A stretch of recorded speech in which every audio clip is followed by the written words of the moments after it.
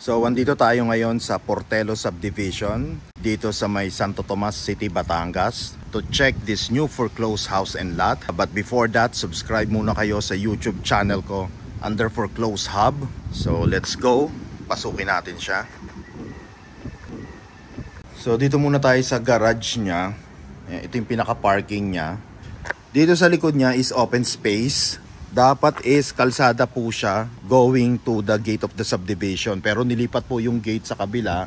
So for now, wala pang update si developer kung anong plano dito sa bakanteng lote na to na nasa likuran niya. So itong bakal na to, itong yero, part pa po yan ng property niya. 120 square meters ang lot area po nito and 99 square meters ang floor area niya. Okay. With a total of 3 bedrooms and 2 bathrooms. So ito po siya, gantong itsura niya. Dito sa baba, naka-tiles na po siya. Ayan, medyo maayos at makinis. Hindi po siya angat. And then may cabinets na rin, pero medyo luma na yung mga modular cabinets niya. Siguro palitin na po yan. Ayan, may isang CR dito, kaso naka-padlock ng dating may-ari. Yung hagdanan niya matibay pa, wala ring anay. Yan. Dito sa taas, naka-tiles na rin po tayo. May isa pong CR dito sa taas. And then ito yung isang kwarto. And then may isa pa tayong kwarto dito. And this is the master's bedroom. Ito yung pinakamalaki. May pintuan siya going to the balcony. Actually, yung balcony niya is napakalaki, napakaluwag. Ayan o.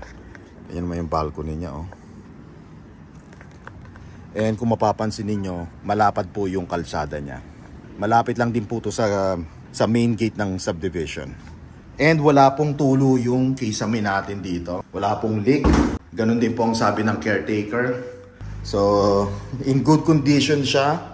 Livable ang status. Siguro palit lang kayo ng mga doorknobs and then repainting lang po siya. Overall, pwede na po siyang lipatan agad or tirahan.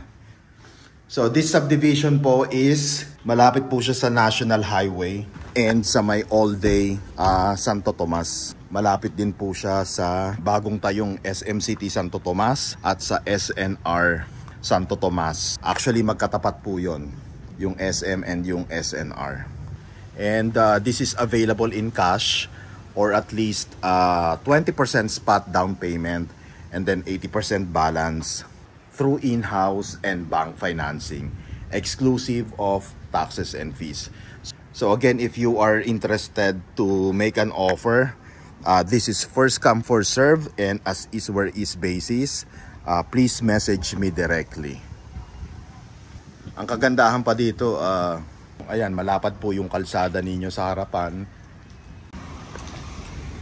And then, yung mga kapitbahay nyo, yan din po. May mga nakatira na dito. When it comes to the amenities, meron lang po tayo ditong parks and playground and basketball court.